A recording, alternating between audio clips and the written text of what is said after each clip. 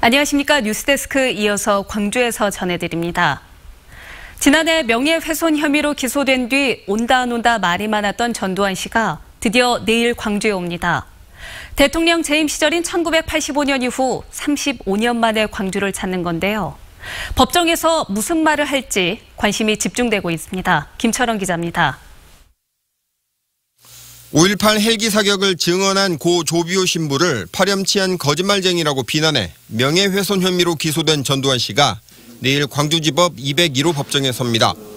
전 씨는 내일 아침 8시 30분을 전후해 부인 이순자 씨와 함께 서울 연희동을 출발해 승용차로 광주까지 이동할 계획입니다. 전 씨가 법정에 서게 된 건 1996년 12.12와 5.17 내란 목적 살인 등의 혐의로 서울중앙지법에 선 지 23년 만이고 광주에 온 건 1985년 대통령 재임 시절 이후 34년 만입니다. 전두환 씨는 2017년 4월 자신의 회고록을 출간하면서 5.18 사태는 폭동이란 말 외에 달리 표현할 말이 없다면서 논란에 불을 붙였고 5월 단체들은 전 씨를 상대로 민사 형사 소송을 냈습니다. 검찰이 지난해 5월 전 씨를 기소했는데 전 씨는 광주에서 공정한 재판을 기대할 수 없다거나 건강이 좋지 않다며 지금껏 4차례나 재판을 연기하며 출석하지 않았습니다.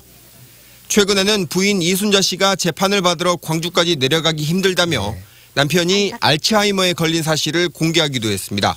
그런 사람한테 광주에 내려와서 80년대에 일어난 이야기를 와서 얘기를 해달라, 증언을 해달라 하는 것 자체가 사실은 일종의 코미디 같아요, 저한테는. 전 씨는 그동안 5.18은 총기를 들고 일어난 폭동이라거나 자신은 책임질 위치에 있지 않았다는 등 시종일관 5.18을 폄훼하거나 책임을 부정해왔습니다. 기소된 지 10개월 만에 열리는 재판에 처음으로 출석하는 전 씨가 광주에 와서 무슨 말을 할지 시민들의 관심이 집중되고 있습니다. MBC 뉴스 김철원입니다. 5월 단체들은 전두환 씨의 법정 출두에 대해서 감정적인 대응을 자제하고 차분하고 냉정하게 지켜볼 예정입니다. 5월 단체들은 전 씨의 사죄가 먼저라면서도 재판이 원활하게 진행될 수 있도록 법원 안에서 관계자의 통제에 최대한 협조한다는 입장입니다. 또 전 씨의 차량이 지나갈 것으로 예상되는 법원 사거리에서 법원까지 전 씨를 비판하는 인간띠 잇기 퍼포먼스를 벌일 계획입니다. 5.18 역사왜곡 처벌 광주운동본부가 자유한국당 황교안 대표를 만납니다. 광주운동본부 대표단은 오늘 13일 오전 11시에 국회 정론관에서 기자회견을 연 뒤 황 대표와 면담을 가질 예정입니다. 대표단은 황 대표를 만나서 역사왜곡 처벌법이 제정될 수 있도록 협조를 당부하는 한편 5.18 진상조사위원을 빠른 시일 안에 다시 추천해 줄 것을 요구할 계획입니다. 일제강점기 나라의 독립을 위해서 발벗고 나섰지만 여전히 그 공로를 인정받지 못한 분들이 있습니다. 독립운동 이후 행적 등이 문제가 됐기 때문인데요. 폭넓어진 유공자 선정 기준에도 이들은 외면받고 있습니다. 김진선 기자입니다. 지난 1919년 현 서울의대인 경성의전에 재학 중이던 고 김범수 선생. 동경에서 일어난 28 독립선언 소식을 듣고 고향인 광주에서 만세운동을 이끌기로 합니다. 가만히에 인쇄기를 숨겨와 태극기와 독립선언서를 제작한 선생은 3월 10일 시민들과 함께 만세를 외치다 일본 군경에 체포됐습니다. 근데 그 재판 과정에서 할아버지가 어떻게 재판관한테 그냥 내 나라 찾는 것이 죄냐, 죄가 아니다. 그리고 막 얼마나 외치면서 하니까. 김 선생은 3년형을 치른 뒤 의사생활을 하다 6.25를 거치며 북한군에 살해된 것으로 추정됐습니다. 하지만 유족들이 수차례 신청한 독립유공자 지정은 번번이 탈락. 경성의전을 졸업하기 위해 조선 총독부 산하에서 공중보건의를 했다는 점 등이 이유로 꼽혔습니다. 유족 등이 독립유공자 서운을 신청하면 보훈처는 독립운동 사실 여부와 이후 행적을 조사해 11명의 위원으로 구성된 공적심사위원회를 엽니다.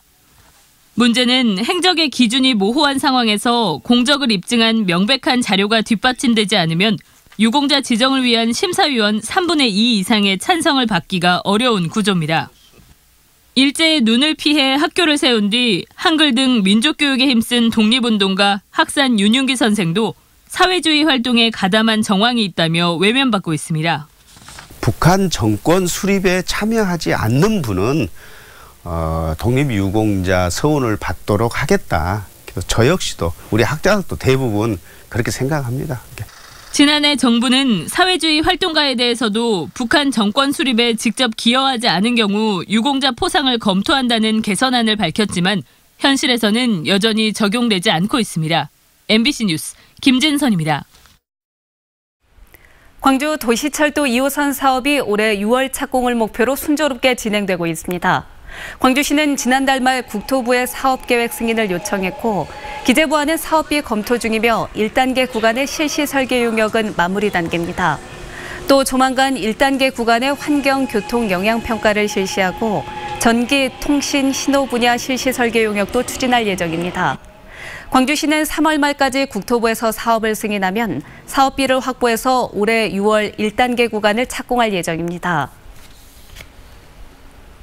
광주시 선관위가 지난해 12월 중순 모 조합장 선거 입후보 예정자로부터 음식물을 제공받은 조합원 6명에게 총 174만 원의 과태료를 부과했습니다.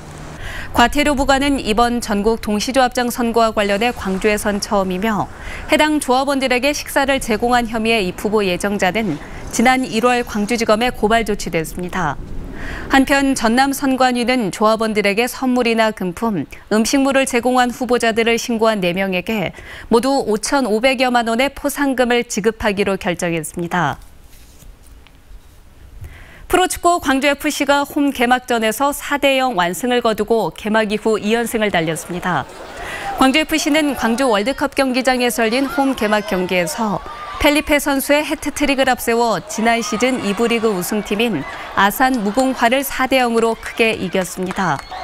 이로써 광주FC는 개막 이후 2연승을 달렸고 특히 브라질 출신의 펠리페 선수는 2경기에서 4골 1도움을 기록하면서 시즌 초반 돌풍을 주도했습니다. 세상을 바꾸는 시민 포럼 광주의 빛 창립 기념 토크 콘서트가 광주 광산문화예술회관에서 열렸습니다. 이번 행사에선 박원순 서울시장과 박주민 민주당 최고위원, 이용빈 민주당 광산갑 지역위원장이 출연해 정치 사회 현안과 함께 개혁 방안에 관한 의견을 나눴습니다.